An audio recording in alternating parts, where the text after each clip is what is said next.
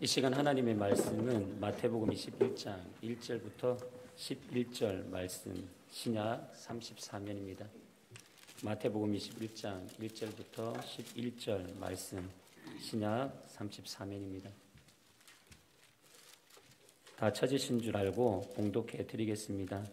저희가 예루살렘에 가까이 와서 담남산 벳박에 이르렀을 때 예수께서 두 제자를 보내시며 이르시되 너희 맞은편 마을로 가라.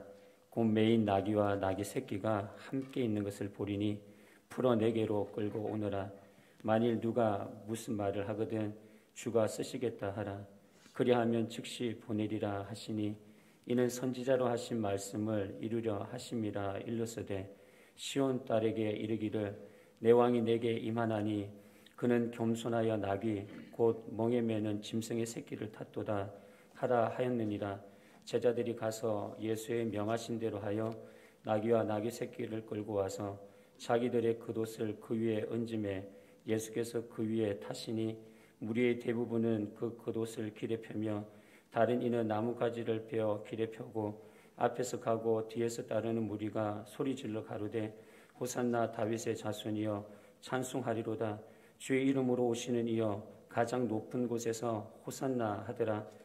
예수께서 예루살렘에 들어가시니 온 성이 소동하여 가로되 이는 누구뇨 하거늘 무리가 가로되 갈릴리 나사렛에서 나온 선지자 예수라 하니라. 아멘. 매 주일마다 성가대 이렇게 헌신해 주시고 깨꼬리 같은 목소리로 찬양도 해 주시고 너무 은혜죠. 네, 많이 애쓰신다고 박수 한번. 오늘 특히 은혜였습니다. 감사합니다. 할렐루야. 반갑습니다. 보고 싶었습니다. 오직 하나님의 은혜입니다. 옆에 한번 보세요. 진짜 보고 싶으신 분이 앉아 계신지.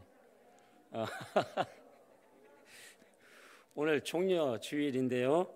예수님께서 십자가형을 앞두고 예루살렘에 입성하실 때 군중들이 환영을 받는 일을 기념한 날입니다. 매년 부활절 일주일 앞둔 주일이고요. 이날부터 7일간 고난주간으로 지켜지는데 예수님이 왕으로 오셨습니다. 할렐루야. 옆에 계신 분과 우리 함께 인사 나누시는데요. 우리 예수님이 왕으로 오셨습니다. 인사 나누시겠습니다.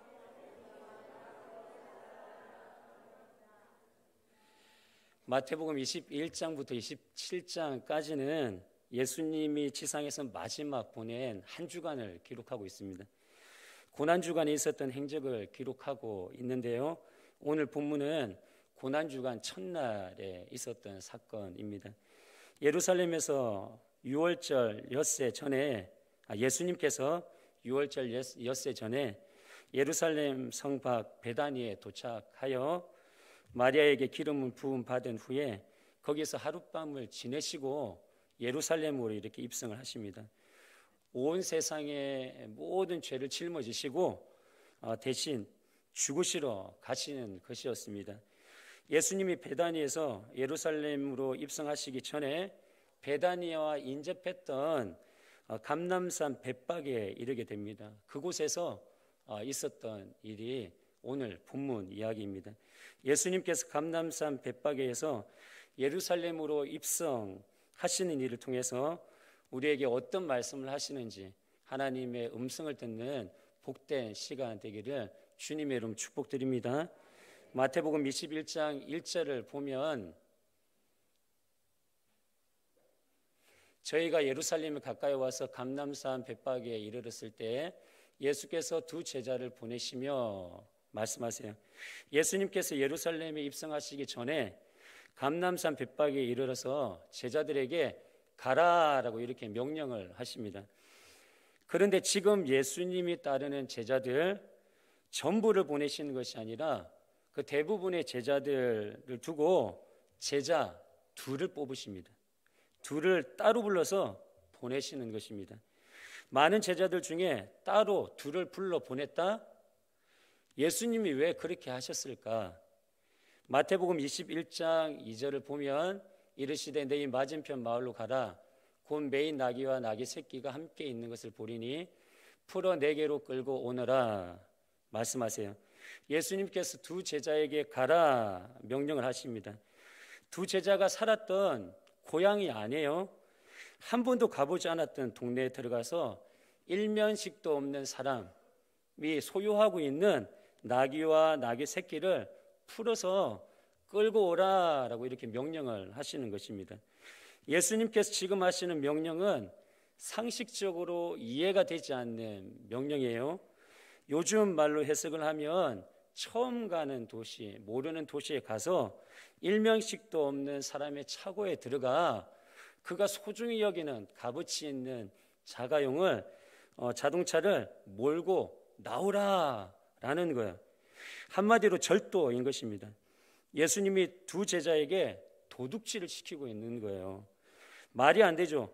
상식적으로 이해가 되지 않는 명령을 하고 있는 것입니다. 여러분에게 예수님이 이런 명령을 하신다면 여러분은 예수님의 명령에 순종할 수 있겠습니까?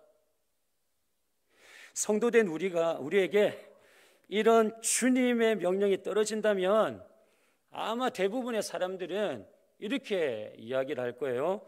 아니, 상식적으로 이해될 만한 명령을 하셔야죠. 그래야 제가 순종을 하죠. 도저히 이 명령을 순종을 못 하겠습니다. 아니, 말이 안 되잖아요. 저에게 도둑질을 하라는 그잖아요.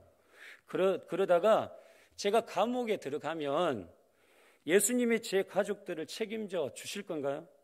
아니, 예수님이 어떻게 그럴 수가 있으세요? 정직한 분이라고 말씀하셨고, 그리고 청결한 분이라고 말씀하신 분이 이런 도둑질을 시켜도 되는 겁니까? 아니, 안 되죠. 예수님, 이럴 수는 없습니다. 분을 내면서 예수님을 아마 잡아먹으려고 그럴 거예요. 마치 이스라엘 백성들이 출애굽하여 광야 생활 중에 먹을 음식이 없고 마실 물이 없을 때에 그들이 종살이했던 애굽의 생활을 회상을 해요. 그리워하는 것을 보게 됩니다. 그러면서 이렇게 이야기를 해요. 애굽에서의 삶은 종살이였지만 그래도 지금 광야 생활처럼 굶주리지는 않았는데 생선도 먹고 외도 먹고 수박도 먹고 마늘도 먹고 부추도 먹었는데 지금은 이 광야에서 굶어 죽여 죽게 생겼구나 라고 원망하고 불평하는 거예요. 그러면서 이스라엘 백성들이 모세에게 삿대질을 하면서 이러면 안 되지, 이러려면 왜 우리를 불러내서 먹을 것도 마실 것도 제대로 주지 않고 고생을 시키는 거야 라고 도끼를 품고 아마 죽이려 하는 것과 같은 거죠. 그렇다면 왜 이런 현상이 생길까? 제가 언젠가 글 하나를 읽은 적이 있습니다. 사람은 누구나 마음속에 두 마리의 개를 키운다고 한다.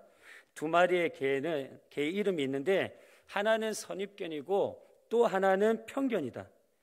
인간은 선입견과 편견이라는 거대한 감옥에 갇혀서 살아간다.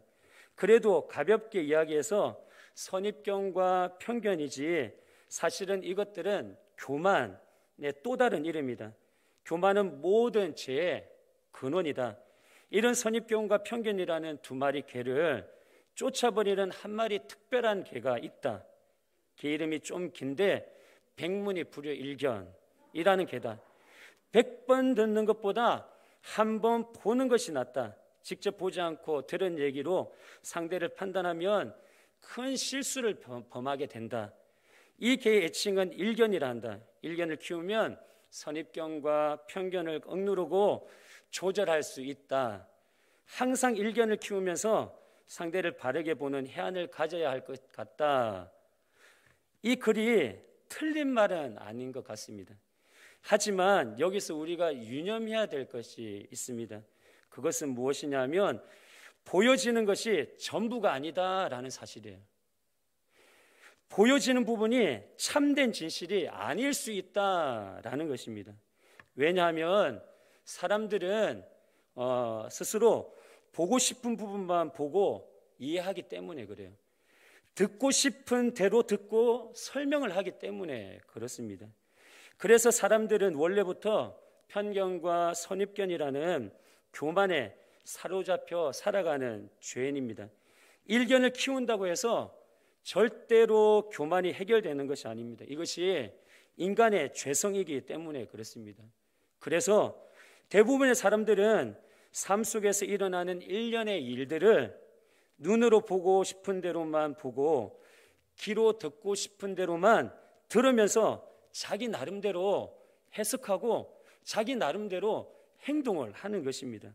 사랑하는 성도님들, 우리가 예수님이 상식에 어긋나는 이 명령에 순종하지 못하는 이유가 바로 보고 싶은 대로 보고 듣고 싶은 대로 들어서 자기 나름대로 해석하고 자기 나름대로 행동하기 때문에 그렇습니다.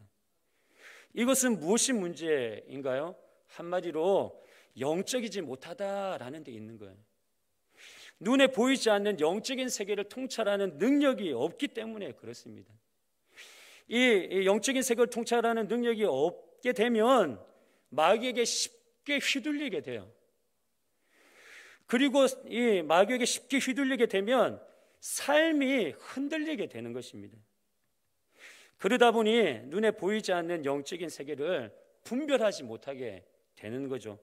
이런 영적인 상태로 예수님의 명령이 상식적으로 맞지 않고 또 틀리다, 맞다 이렇게 따진다면 예수님이 도둑의 우두머리가 되어버리는 것입니다. 하나님의 일은 옳고 그름에 있는 게 아니에요. 하나님의 일은 절대로 옳고 그름에 있는 것이 아닙니다. 하나님의 일은 순종의 문제인 것입니다. 그래서 예수님은 상식에 어긋나는 명령을 해도 순종할 수 있는 두 제자를 뽑았던 거예요. 많은 제자들 중에 둘만 뽑았습니다. 그리고 주님께서 그들에게 명령을 해요. 그들이 주님의 말씀에 순종하였던 것입니다. 이렇게 제자들은 제자 둘은 많은 제자들 중에 뽑혀서 주님께 쓰임을 받았는데요. 그렇다면 이 제자들 둘이 어떤 영성을 소유하였기에 주님의 엉뚱한 명령에 순종을 했고 그리고 주님께 쓰임을 받았을까? 첫째로는 하나님의 언약의 말씀은 반드시 성취된다고 믿는 믿음의 영성이 있었기 때문에 그래요. 언약의 말씀은 반드시 성취된다. 언약의 말씀은 반드시 성취된다라는 이 말씀을 믿고 믿음의 영성이 있었던 거예요. 마태복음 21장 4절 5절에 이렇게 말씀하세요. 이는 선지자로 하신 말씀을 이루려 하심이라 일렀으되 선지자로 하신 말씀을 이루려 하심이라 하고 5절을 이제 선지자가 이루려는 그 내용이 나오는 거예요. 5절 말씀 함께 읽어보도록 하겠습니다. 시작. 내 왕이 내게 임하나니 그는 겸손하여 나귀 곧 멍에 매는 짐승의 새끼를 탓도다 하라 하였느니라. 하나님께서 스가랴 선지자에게 예언했던 내용이에요. 스가랴 9장 9절 보도록 하는데요. 한 번 더 읽겠습니다. 시작. 시온의 딸이 크게 기뻐할지어다 예루살렘에 따라 즐거이 부를지어다. 보라 내 왕이 내게 임하나니 그는 공의로우며 구원을 베풀며 겸손하여서 나귀를 타나니 나귀의 작은 것 곧 나귀 새끼니라. 하나님은 520년 전에 스가랴 선지자를 통해서 왕으로 오실 메시아 예수님이 예루살렘에 입성하실 것이다 예언해요. 그런데 예루살렘에 입성할 때에 나귀 곧 나귀 새끼를 타고 예루살렘으로 입성할 것이다 라고 이렇게 얘기한 것입니다. 두 제자는 이 언약의 말씀이 반드시 성취될 것이다 라는 믿음의 확고함이 있었습니다. 두 제자는 예수님의 명령이 언약의 말씀을 성취해 나가는 과정이라고 믿었던 거예요. 언약의 말씀이 과정을 거쳐서 이루어지고 성취될 것이다 라고 이렇게 믿었던 것입니다. 그래서 두 제자는 예수님이 상식에 어긋나는 명령을 해도 순종을 했던 것입니다. 하나님의 언약의 말씀이 성취될 것을 믿었기 때문인 것입니다. 맞은편으로 가서 나귀와 나귀 새끼를 풀어 내게로 끌고 오라. 누가 무슨 말을 하거든 주가 쓰시겠다 하라. 그리하면 즉시 보내리라. 두 제자는 도둑질 시키는 것 같았지만 한마디로 거부하지를 않았어요. 하나님의 뜻과 섭리가 이루어질 것이고 이루어지는 것이다 라고 믿었기 때문에 그래요. 이렇듯 하나님 언약의 말씀은 반드시 성취된다는 믿음으로 살면 놀라운 하나님의 은혜를 경험하며 살게 될 줄 믿습니다. 어떤 하나님의 은혜입니까? 상상을 해보세요. 두 제자가 예수님의 명령을 따라서 벳박의 맞은편 마을로 가니 정말 어떤 집에 나귀와 나귀 새끼가 그 말뚝에 매여 있는 것입니다. 두 제자는 주변을 살피다가 아무도 없는 것을 봐요. 두 제자는 두렵고 떨리는 마음으로 말뚝에 매여 있는 나귀와 나귀 새끼의 굽비를 풉니다. 근데 시선이 따가워 뒤를 돌아보니 어디서 나타났는지 주인이 굽비를 풀고 있는 두 제자를 바라보고 있는 거예요. 물끄러미 바라보는 거예요.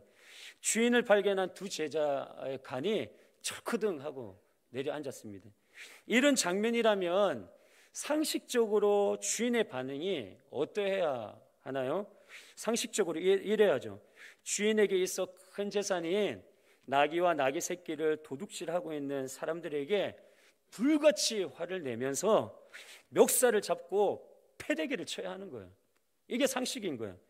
또는 주인에게 있어 큰 재산인 나귀와 나귀 새끼를 도둑질하는 사람을 보고 그들이 도망가지 못하도록 조용히 그냥 그 일을 하도록 내버려 두고 조용히 경찰에게 신고를 하는 거죠. 그리고 이것이 자신의 재산을 노린 도둑들에게 보여야 할 상식적인 행동이고 반응이어야 한다라는 거예요. 그런데 주인은 그렇게 하지 않았습니다. 주인은 나귀의 굽비를 풀고 있는 두 제자에게 묻는 거예요. 당신들 누구요? 한 제자가 대답합니다. 다짜고짜 주가 쓰시겠다 하십니다. 그랬더니 주인이 말하는 거예요. 아무 말도 없이 왜 그래요? 그러면 안 됩니다. 이런 말도 없이 그냥 가져가시오 라고 얘기를 하는 거예요. 사랑하는 성도님들, 주인과 두 제자의 대화가 상식적으로 이해가 되십니까? 이해가 안 되는 대화이고 반응인 것입니다. 그런데 언약의 말씀이 성취될 것이라는 믿음으로 살면 이런 하나님의 은혜를 경험하며 살게 되고 표적 또한 두 눈으로 똑똑히 목도하며 살게 될 줄 믿습니다. 하나님께서 아브라함을 찾아오십니다. 그리고 하나님께서 아브라함에게 명령하세요. 제대로 된 설명도 없이 아브라함아 내 아들 이삭을 나에게 바쳐라 하십니다. 놀라운 것은 아브라함이 아니 하나님 왜 하나뿐인 아들을 바치라고 하세요? 그렇게 어렵게 하나님이 저에게 주신 아들이잖아요. 그 아들 주실 때는 언제고 이럴 수는 없습니다. 제가 왜 하나뿐인 아들을 바쳐야 하는지 제가 이해할 수 있도록 설명을 먼저 좀 해주세요. 제대로 설명을 좀 해주세요. 그러면 그렇게 설명을 해서 저를 먼저 설득을 시키고 이해를 시켜주세요. 그럼 제가 설득이 되고 이해가 되면 이 아들을 바치겠습니다. 이래야 상식적인 행동이잖아요. 그런데 아브라함은 그렇게 하지 않았어요. 아브라함은 상식을 뛰어넘는 행동을 했습니다. 아브라함이 아무 말도 없이 하나님의 명령을 받고 이른 아침에 일어나서 안장을 얹고 아들을 데리고 모리아산으로 갑니다. 그리고 모리아산 꼭대기에 가서 제단에 아들을 눕히고 그리고 아브라함이 칼을 내리 꽂으려고 하는 거예요. 이 순간 하나님이 다시 아브라함을 찾아오십니다. 그리고 말씀하십니다. 아브라함아 아들 이삭에게 손대지 말아라. 옆을 보아라. 나에게 바칠 제물이 준비되었다 말씀하세요. 정말로 아브라함이 옆을 보니 수풀에 뿔이 걸려서 꼼짝달싹도 못하는 순양을 발견하게 됩니다. 아브라함은 하나님이 준비해 놓으신 이 제물로 하나님께 번제를 올려드렸습니다. 창세기 22장 14절은 말씀하세요. 아브라함이 그 땅 이름을 여호와 이레라 하였으므로 오늘까지 사람들이 이르기를 여호와의 산에서 준비되리라 하였더라. 할렐루야. 하나님의 말씀이 상식적으로 이해되지 않을지라도 언약의 말씀은 반드시 성취된다라는 이 약속을 믿고 순종을 하면 여호와 이레의 은혜를 입게 되는 거예요. 우리의 삶 가운데 여호와의 이레의 표적을 경험하며 살아가게 되는 것입니다. 하나님은 죽은 하나님이 아니라 살아계신 하나님이기 때문에 그런 거예요. 살아계신 하나님께서는 우리들에게 삶의 마디마디마다 하나님을 경험시키시고 간증을 주시길 원하시는 분이신 것입니다. 그래서 하나님께서는 이해되지 않더라도 얘야 순종해라, 순종하길 원한다 말씀하시는 거예요. 주님께 쓰임받는 영성 두 번째는 높은 곳에서 낮은 곳으로 임한다는 낮아짐의 영성입니다. 이 마태복음 21장 5절은 이렇게 말씀하세요. 시온의 딸에게 이르기를 내 왕이 내게 임하나니 그는 겸손하여 낙이 곧 멍에 매는 짐승의 새끼를 탓도다 하라 하였느니라. 이 모습을 상상해 보세요. 왕이신 예수님이 낙의 새끼를 타고 예루살렘으로 입성하십니다. 정말 우스꽝스러운 일이에요. 성인이었던 예수님이 낙의 새끼를 등에 타고 간다? 제가 키가 173입니다. 예, 많이 커 보이죠? 할렐루야. 예, 주님이 커 보이게 여러분들의 눈을 갖다 조금 예, 제가 173입니다. 근데 예수님도 성인이니까 제 키만 했을 거 아니에요? 그 성인인 예수님이 낙의 새끼 등 위에 탔다 상상해 보세요. 주님의 발이 땅에 끌리고 그리고 닿고 이러면서 지금 들어가고 있는 거예요. 예전에 저도 한번 장난치면서 자전거 타본 일 있는데 아동 자전거, 애기 자전거 타보셨어요? 그럴 때 어떻게 타세요? 페달을 굴려 아니면 발로 해요. 발로 하잖아요. 우스꽝스럽잖아요. 그 모습을 상상하시면 됩니다. 상식적으로 볼 때 주님의 모습이 왕의 행차인가요? 장난하는 거죠. 왕의 행차라고 볼 수 없어요. 왕의 행차는 우리가 상상하듯이 백마를 타고 자신의 군대들과 함께 위험 있게 입성을 해야 되는 거예요. 그런데 낙의 새끼 등에 타고 발이 닿고 질질 끌리면서 정말 우스꽝스럽게 입성을 하고 있는 것입니다. 주님의 그 입성하는 모습은 볼품없는 행인의 모습과 같은 것입니다. 세상은 말해요. 왕은 왕다워야 하고 왕은 위험이 있어야 한다. 이렇게 얘기를 합니다. 왕이 입성식을 할 때는 깔끔해야 되고 정돈되어야 되고 화려해야 되고 그리고 장관이어야 된다라고 이렇게 얘기를 해요. 그런데 주님께서는 위험은커녕 우스꽝스럽고 왕의 입성식에서는 군중들이 겉옷을 던져요.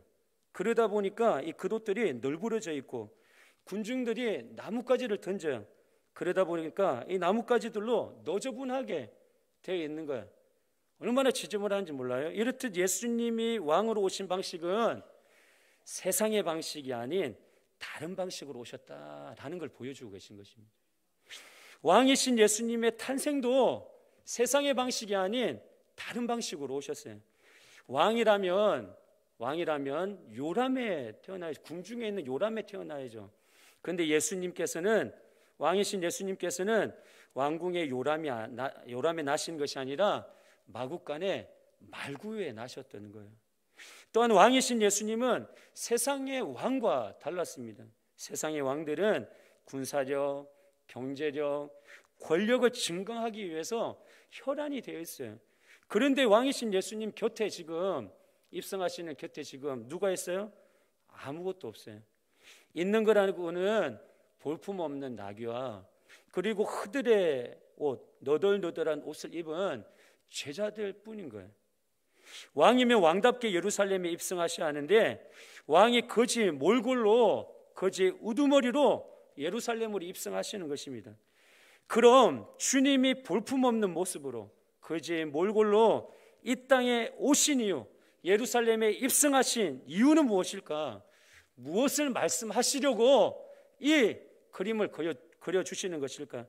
바로 구원은 세상의 방식이 아니라 하나님의 방식으로 이루어진다라는 거예요. 할렐루야. 구원은 세상의 방식으로 이루어지는 것이 아니라 하나님의 방식으로 이루어지는 거예요. 구원은 세상이 지배하는 돈으로 살 수 없는 것입니다. 오직 십자가의 죽음의 그 핏값으로 주어지는 거예요. 세상은 이걸 모르는 거예요. 이걸 모르는 거예요. 이걸 모르니 하나님도 모르고 이걸 모르니 예수님도 외면하고 살아가는 거죠. 즉 하나님의 일은 세상의 원리가 아닌 하나님의 원리로 성취되어진다 라는 것을 말씀하고 있는 거예요. 성도라면 하늘의 원리로 살아야 되는 것입니다. 하늘에 계신 하나님이 아빠, 아버지 맞으세요? 그러면 여러분 하나님의 아들이고 딸 맞으세요? 저는 하나님의 아들 맞아요. 할렐루야. 여러분은 어떠세요? 아들, 딸 맞으세요?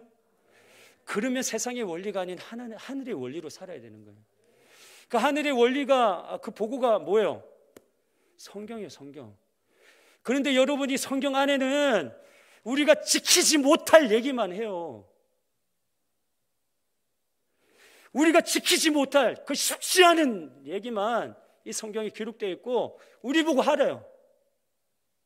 그러면 쉽지 않고 우리가 할 수 없는 일이기 때문에 그러면 이 말씀을 외면하고 지키지 말아야 돼요? 아니죠. 하늘의 원리, 하나님의 원리 이 안에 담겨 있기에 내가 지키지 못할 말씀을 할지라도 몸부림치며 지키기 위해서 애써야 하는 거예요. 하나님의 아들이고 하나님의 딸이기 때문에, 하늘에 계신 하나님이 아빠, 아버지이기 때문에 그런 삶을 살아야 되는 것입니다. 고린도전서 1장 25절은 말씀하세요. 하나님의 미련한 것이 사람보다 지혜 있고 하나님의 약한 것이 사람보다 강하니라. 주님이 볼품없는 모습으로 거제의 몰골로 거제의 우두머리로 예루살렘으로 입성하신 이유는 하나님의 미련한 것이 사람보다 지혜 있다라는 걸 보여주기를 원해서 그러시는 거예요. 하나님의 약한 것이 사람의 그 강함보다 강하다라는 것을 보여주시기 원해서 하나님께서는 그렇게 오신 거예요. 고린도전서 1장 26절부터 28절 말씀은 이렇게 말씀하세요. 형제들아, 너희를 부르심을 보라. 육체를 따라 지혜 있는 자가 많지 아니하며 능한 자가 많지 아니하며 문벌 좋은 자가 많지 아니하도다. 그러나 하나님께서 세상에 미련한 것들을 택하사 지혜 있는 자들을 부끄럽게 하려 하시고 세상에 약한 것들을 택하사 강한 것들을 부끄럽게 하려 하시며 하나님께서 세상에 천한 것들과 멸시받는 것들과 없는 것들을 택하사 있는 것들을 폐하려 하시나니 말씀하시는 거예요. 하나님은 부족한 사람들을 세워서 하나님의 일을 하시는 거예요.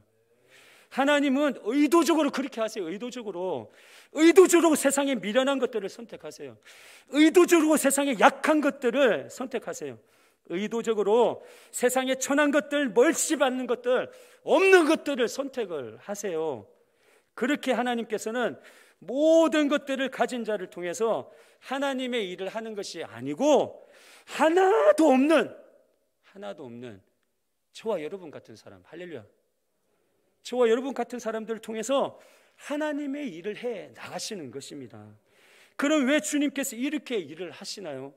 고린도전서 1장 29절은 이렇게 말씀하세요. 함께 읽겠습니다. 시작.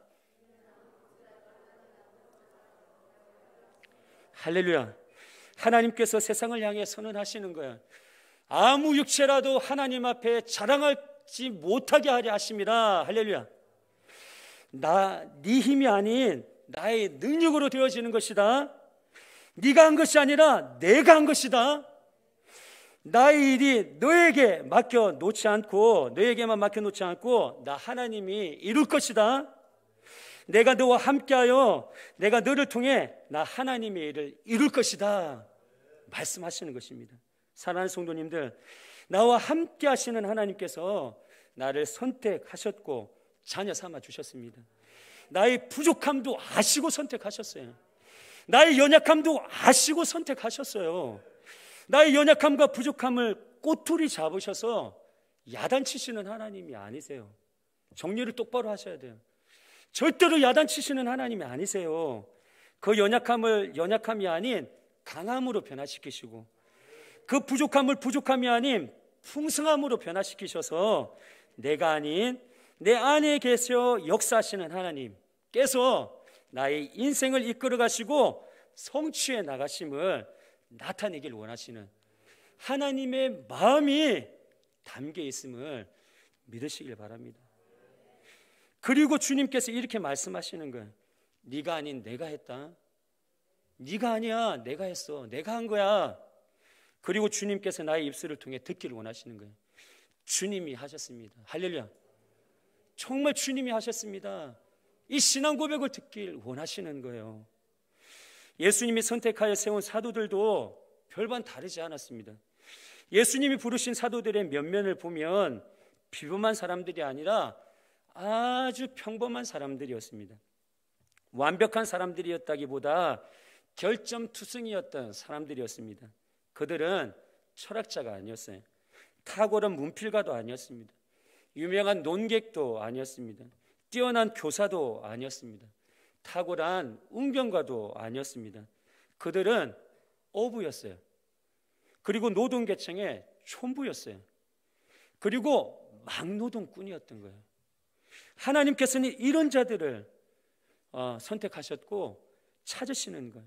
한마디로 바보를 찾으시는 거예요. 바보. 이렇게 자신의 잘난 자존심을 내세우지 않고 바보처럼 우직하게 하나님의 말씀을 내세우며 살아가는 사람들을 찾으시는 거예요.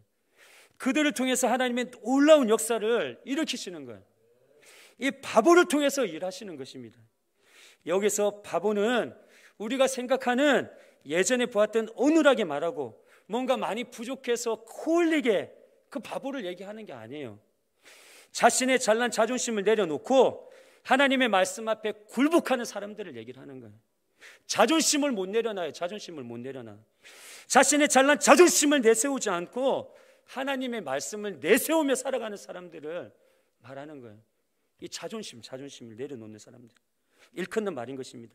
이런 거죠. 하나님께서 모세에게 물을 부어라 하면 모세가 얼마나 대단한 사람이에요. 그런데 물을 부어라 하니까 그냥 물을 붓는 거예요.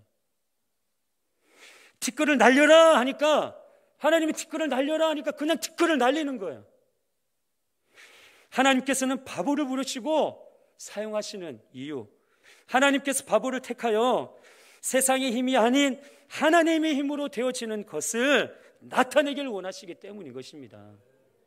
한낱 인간의 영광으로 되어지는 것이 아닌 하나님의 영광으로 되어지는 걸 보이길 원하시는 거예요. 하나님의 일이 하나님 일 되도록 하기를 원하시는 거예요. 하나님의 일이 인간의 일이 되지 않도록 하기를 원하시는 거예요. 그런데 얼마나 이 자존심 때문에 하나님의 일을 인간의 일로 만들고 있는지 아세요? 하나님의 일을 우리는 하나님의 일로 만들어야 되는 것입니다. 바보처럼 무명의 그리스도인들처럼 그렇게 하나님께 부름 받았으면 그렇게 살아야 하는 것입니다. 보세요. 그래서 하나님께서 그 유명하고 미래가 보장된 능력 많았던 이 애굽의 왕자 모세를 하나님께서 모세의 삶에 직접 개입하시고 간섭하셔서 일순간 도망자로 만들어 버렸어요. 그리고 미디안 광야에서 40년을 생활하게 했고 바보로 만들어 버리시는 것입니다. 그리고 바보가 된 모세를 통해서 하나님이 놀라운 일을 하시는 거예요. 티끌을 날려라 하니까 진짜로 바보처럼 티끌을 날리는 거예요. 물을 부어라 하니까 진짜로 바보처럼 물만 붓는 거예요. 하나님이 아니면 안 되는 구속의 역사를 이런 모세를 통해서 이루어 가셨음을 믿으시길 바랍니다. 모든 이들이 공감하도록 모세가 아닌 하나님이 하셨다라는 것을 나타내기 위해서 하나님이 모세를 꺾어 버리셨던 것입니다. 누구도 무서워하지 않는 촌부로 만들어 버렸던 것입니다. 그리고 모세를 무명의 그리스도인으로 만들어 사용하셨던 것입니다. 지난주부터 화목전도대가 시작이 되었습니다. 화목전도대에 오시는 분들이 누구냐 하면 연세 지긋한 권사님들이세요. 얼마나 좋은지 몰라요.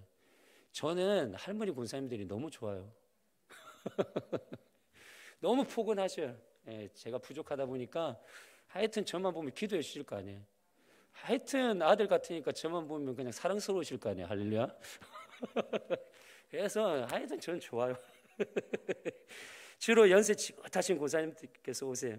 권사님들이 오셔서 기도하고 집집마다 가가호 방문하시면서 전도지를 주고 복음을 전하시는 거예요. 그 연약함을 가지고 전하시는 거예요. 저도 전도하면서 전도지를 주고 복음을 전했습니다. 그 중에 오래전부터 교회에 시험이 들어가지고 신앙생활을 하지 않는 분을 만났습니다. 할아버지인데요. 다시 교회 오고 싶으셔서 제 목양교회도 한번 오셨나 봐요. 그런데 정착을 못 하셨던 것 같습니다. 그 후로 아무 데도 가지 않고 그냥 집에서 아내분과 예배만 드리고 계신다라고 이렇게 말씀하시더라고요. 하나님께서 감동을 주시기를 몇 번 정도 가서 복음을 전하면 하나님이 은혜 주실 것 같아요. 기도해 주세요.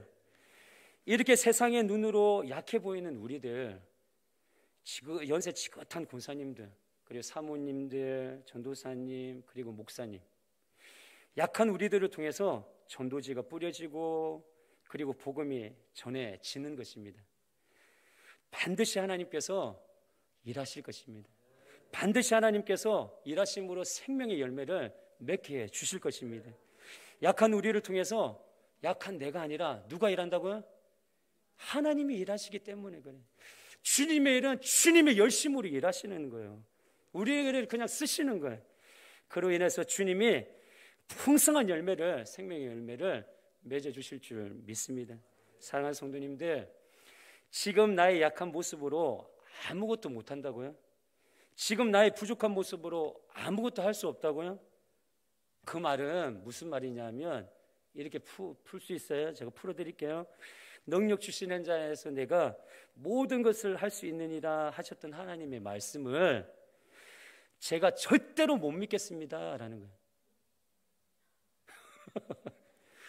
내게 능력 주시는 자에서 내가 모든 것을 할 수 있습니다. 할렐루야. 그런데 하나님, 내가 그 말을 절대로 못 믿겠어요. 이 얘기랑 똑같은 거예요. 이 얘기랑 똑같은 거예요. 불신앙적인 태도인 것입니다. 하나님의 일은 내가 하는 것이 아니라 하나님이 하시는 거예요. 하나님이 일하시도록 어떻게 하면 되냐 하면 나를 내어드리면 되는 것입니다. 내가 왕좌에 있으면 왕좌에 있는 내가 내려오고 그리고 주님을 나의 왕좌에 앉히시면 되는 것입니다. 그렇게 주가 쓰시도록 나를 내어드리는 것입니다. 우리가 할 수 있는 일은 나 자신을 내어드리는 거예요. 하나님, 저를 쓰세요. 나의 왕좌에 주님을 앉히시고 주님이 왕이 되셔서 저를 다스려 주세요. 이렇게 하면 되는 것입니다. 그러면 나를 통해서 살아계신 하나님이요, 죽은 하나님이 아니에요. 살아계신 하나님이요, 살아계신 하나님께서 놀랍게 역사해 나갈 것입니다. 나를 통해 하나님이 하나님 되심을 보여주실 것이고 하나님의 목적, 섭리를 이루어 가실 것입니다. 내가 아닌 하나님이 하나님의 일을 하셨음을 우리를 통해서 만방에 선포해 나가실 것입니다. 사랑하는 성도님들, 누구에게 쓰임 받느냐에 따라서 값어치가 달라지는 거예요. 대통령에게 쓰임 받는 것과 마트 사장에게 쓰임 받는 건 엄연히 값어치의 차이가 있는 거예요. 그런데 생각해 보세요. 창조주 하나님께 쓰임 받는다면 쓰임 받는 사람은 창조주 하나님의 그 급의 값어치가 있는 거야. 할렐루야. 쓰임 받는 사람이 절름발일지라도, 말이 어눌한 언어 장애일지라도, 물질이 없는 거지일지라도, 중병에 들어 아무것도 할 수 없을지라도, 감옥에 가서 있을지라도, 내가 드릴 것 없는 그런 환경에 있을지라도 문제가 되지 않는다라는 거예요. 이게 아무런 상관이 없다라는 것입니다. 왜냐하면 쓰임받는 자의 가치는 쓰임받는 자에게 있는 것이 아니고 쓰시는 자로부터 부여받는 가치이기 때문에 그런 거예요. 창조주 하나님께서 우리를 사용하시기 때문에 쓰시는 분이 창조주 하나님이시기에 그 하나님의 그 가치 가지고 우리가 삶을 엮어가고 있는 것입니다. 고로 종료주의를 맞이하여 언약의 말씀이 성취된다고 믿는 믿음의 영성과 높은 곳에서 낮은 곳으로 임한다라는 낮아짐의 영성으로 하나님을 의지하면서 하늘의 성품으로 마음껏 사역하며 나아가리라 결단하고 이렇게 앞으로 나가는 삶을 엮어가는 저와 여러분 되기를 주님의 이름 축복드립니다. 성도된 우리가 그렇게 이 땅을 살아가다 보면 진짜로 상식적으로 이해되지 못하는 환경에 놓여요. 하나님이 그 상황 가운데 딱 놓아줘요. 믿음을 보겠다라는 거예요. 믿음을 달아보는 거예요. 이해되지 않는 환경 가운데 딱 갖다 놔요. 그렇게 내몰릴 때가 있어요. 그 순간 주님께서 이렇게 말씀하시는 거예요. 내가 너 좀 써야겠다. 네 물질을 써야겠다. 괜찮니? 네 시간을 써야겠다. 괜찮니? 네 건강을 써야겠다. 괜찮니? 주님은 인격적인 분이시라 강압적으로 절대로 이끌어 가신 분이 아니세요. 우리에게 물으시는 거예요. 괜찮니? 얘야, 괜찮겠어? 넌 어때? 괜찮을 것 같아? 물으시는 거예요. 그럴 때 우리가 어떻게 해야 하는가? 내 주님, 괜찮고 말고요, 나의 모든 것, 나의 전부 주님 써 주옵소서. 이렇게 고백하는 저와 여러분들에게 주님의 이름으로 축복드립니다. 기꺼이 모든 것들을 주님께 아낌없이 마음껏 드려지는 인생 되기를 소망합니다.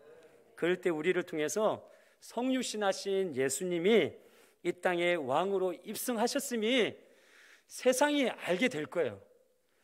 그리고 예수님이 왕으로 오셨구나, 이걸 알게 되는 사람들이 호산나 호산나 외침으로 인하여서 그들이 구원을 경험하게 될 것입니다.